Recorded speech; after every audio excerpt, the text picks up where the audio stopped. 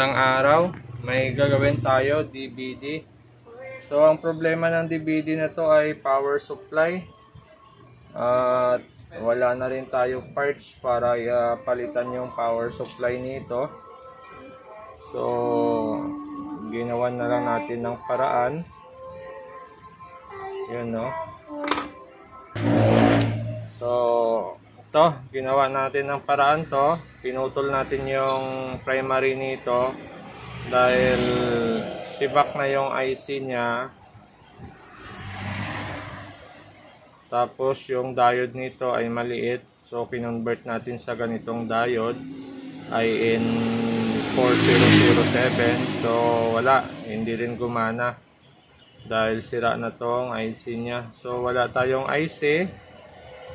At yung DVD kasi dito sa area ko ay madalang na lang yung gawaan, kaya hindi na ako nag-i-stock ng power supply nito. So, ginawan natin to ng paraan. Pinagbabawal na naman ang ginawa natin dito para mapagana natin yung secondary nito. So, yan yung ginawa natin. Yan, no? Talagang pinagbabawal ito. So, kung hindi mo kabisado tong pag-set up ng ganitong power supply, ganitong pinagbabawal na to, medyo mahihirapan ka. Pero kung alam mo yung sistema ng operation ng power supply, madali lang siya gawin. So, ito, nanggagaling to sa power supply ng monitor. So, galing sa power supply ng monitor yan. Ito yung kanyang kaputol. Yan, no? So, may backlight driver siya. Supply para sa mainboard ng ating monitor. Yan, no? So, ito, pwede pang gamitin tong backlight driver nito. Oh. So, pwede pa to gamitin backlight driver niya. Supply nito ay nasa 15 siguro, 12. So, pwede pa to gawing backlight driver. Kaya lang, marami yung kasama niyang ilaw. Isa, dalawa, apat na ilaw. Nakaparallel. So, pwede pa to. So, dito to nanggaling. Ayan o, yung kaputol niya. Yan o, kamukha ang pagputol, di ba? So, ito yung mga pinagbabawal talaga na mahirap gawin pag hindi mo ito kabisado. So, ingat-ingat na lang. Dahil sa mga pinagbabawal na ito, nagagawa pa naman natin yung mga gamit kahit pa paano. Yan o. So, yan ay nakasaksak na sa ating outlet. Yun. At yung unit natin ay umaandar na siya. Ayan, no? At mayroon na siyang palabas dito. Yan. So, yung TV na yan ay na-vlog na rin natin yan sa kabila nating channel, sa main account natin. Yan. So, ayan siya. May palabas na siya. Gumagana na yung ating unit. So, ituturo ko lang sa inyo kung paano ang pagkabit ng ganito. So, gagayahin nyo lang naman ang koneksyon nito sa original niyang koneksyon. So, kagaya nito, yung hot natin, yung positive natin sa filter, papasok sa in ng transformer, tapos yung out nun, papasok sa MOSFET natin. So, ganun din ang ginawa rito. Tapos ito, grounding. Tapos ito, 12 volt supply sa operation ng IC. Tapos, papunta sa opto. So, yung opto nito, nakakabit pa rin yung opto nito. Yan pa rin yung gamit nating opto coupler niya. Yung original ng power supply natin. Tapos, kinabit din natin yan dito. So, wala nang trimmer ito. Auto-reduce din yung supply nito. Kung ilan yung volts na supply ng secondary niya dati, yun pa rin yung supply na ilalabas niya kasi kinokontrol pa rin siya ng opto nito. So walang pagbabagong connection para sa secondary niya. Ang mahalaga lang maikabit mo yung opto niya. Tapos yung connection dito tama. Ito yung positive side natin ng kapasitor. So yan yon, papasok dito. Tapos papasok sa in ng transformer. At yung out niyan papasok sa MOSFET natin. Tapos ito naman yung ground. Yan. So yung ground na yan ay connection diyan dito sa ating ground ng kapasitor. Tapos ito naman yung supply ng ating control IC para gumana yung ating MOSFET IC dito. So yung power IC nito ay ganyang klase, yung maraming paa. So parang ganito din siya. Parang kagaya din siya sa original niyang IC, yung ganito, yung marami din yung paa. Yung ganyan din siya, pero sa kanya ay yan, magkasama yung dalawang pin tapos may isa rito. So yun yung ginawa natin.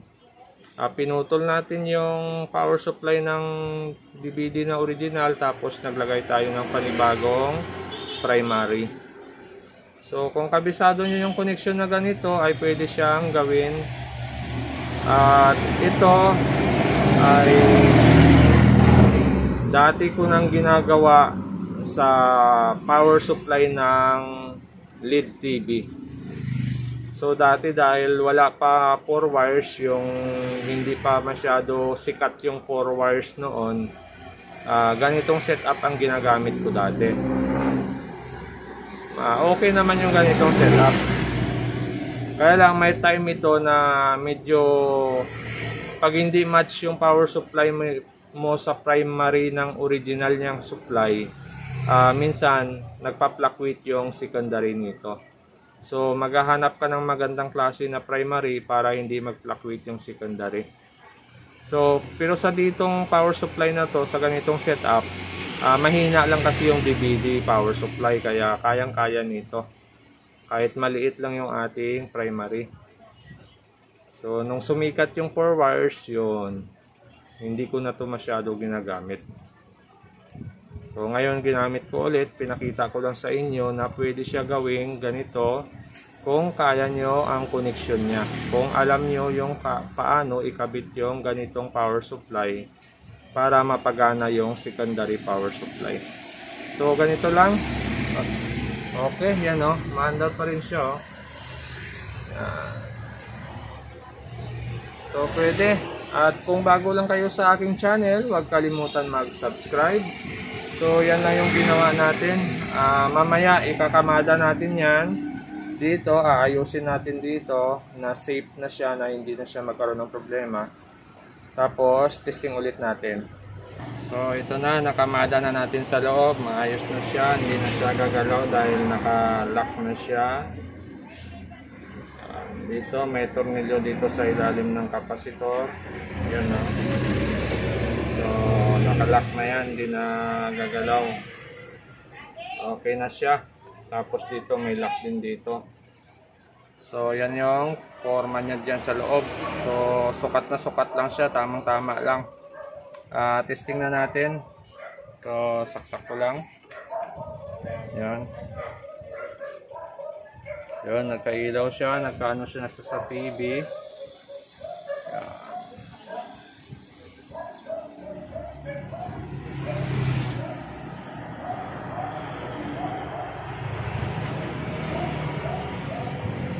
Yan, nagbabasa na siya. So okay siya. So sa pinagbabawal na technique ay nagawa pa natin tong power supply niya. Walang-wala na talaga tayong stock ng ganitong power supply, kaya ginawa na lang natin ang paraan. So yan o. Pasok naman siya. So pwede. Ingat-ingat na lang pag nag-assemble tayo o gumagawa ng pinagbabawal na technique. So ingat-ingat na lang tayo. So pwede. Wala naman siyang problema dahil opto-coupler drive naman siya. Pag nagka-problema naman yung primary or sa secondary, madidetect naman yan ng ating opto, kaya matik yan, hindi naman magkakaroon ng problema sa ating unit. So ito may fuse naman ito, safe naman yung ating power supply dahil isang set naman yung binuwa natin sa isang power supply, isang primary set niya. So yun lang ang ginawa natin.